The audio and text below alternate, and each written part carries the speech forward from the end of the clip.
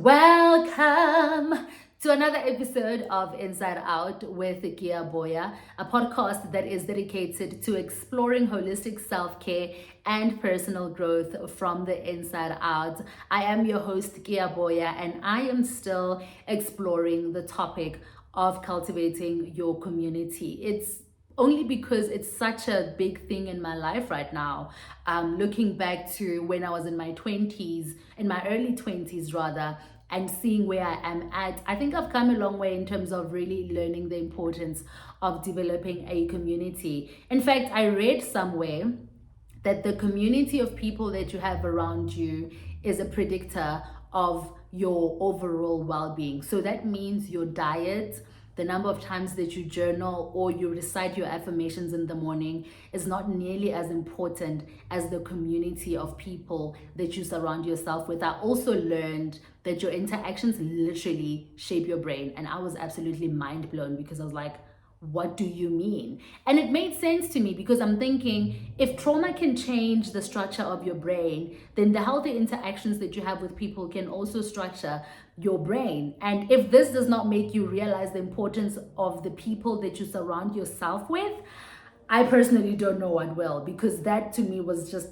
mind blowing. I thought to myself, that's insane that the interactions that I have can actually shape my brain structure. And for me, I struggled a lot with building relationships. Firstly, because I moved a lot when I was a kid. So I never really had like one solid place to call home. We moved around a lot.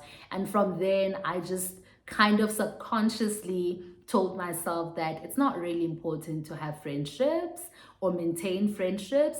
And secondly, I went to 3 different high schools. So grade 8 and 9, I went to the same high school. Grade 10 and 11 went to the same high school. And then in grade 11, I was diagnosed with depression, and the school that I was in at the time expelled me. Not because I wasn't performing, but I think they thought that their 100% matric pass rate was at stake. And that ultimately led to me starting off in a new school while I was in matric. And that was hard.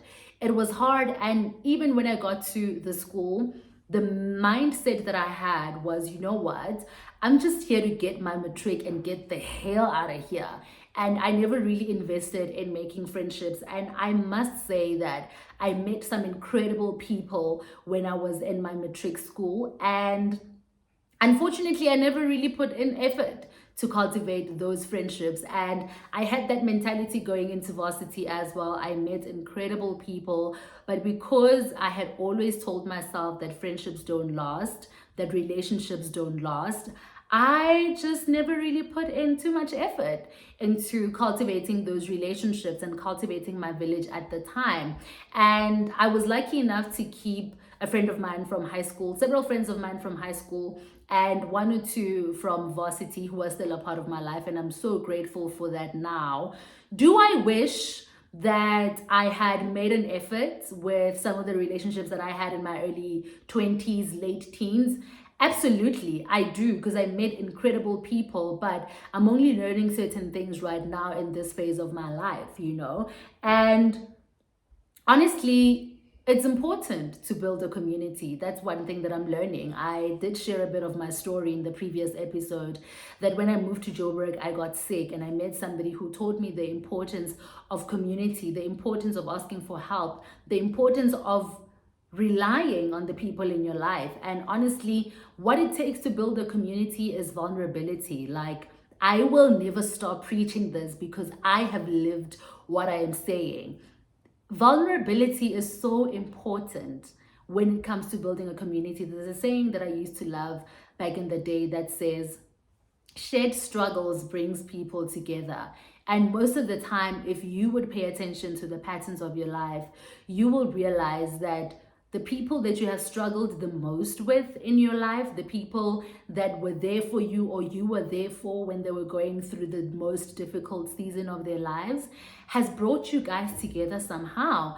And for you to get to a point where you are open to receiving and asking for help, it takes a certain level of vulnerability. And cultivating your village also takes you knowing the people in your life. I think I'm very selective about the people that I choose to have in my personal space. I'm very selective about the people that I choose to reveal myself to. I only learned this with my best friend and my mom recently, and my previous partner, that it's important to choose and be mindful of the people that you open yourself up to. And really, cultivating your village not only requires you being mindful of the people that you choose in your life, not only does it require you being vulnerable, but it requires you to be intentional. And with intentionality comes the mindfulness of deciding who is going to be a part of my life and what parts of my life am I going to reveal to the people in my life. Do you trust them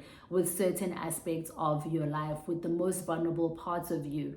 And that can be sort of like an indicator to say, hey, if I don't trust you enough with the most vulnerable parts of myself, then maybe I shouldn't be revealing fully myself to you. And I always say that you don't need a whole choir of people to be supporting you. That one or two or three people in your life that serve as a support system, that serve as your community, are the only important people that you need in your life. And I hope that after listening to this podcast, you will take the time to be intentional about building your community, about being vulnerable with the people in your life, and sussing out who is worth knowing certain aspects of who you are. If you are safe in those people, if you are safe to reveal those parts of you, of yourself, to them.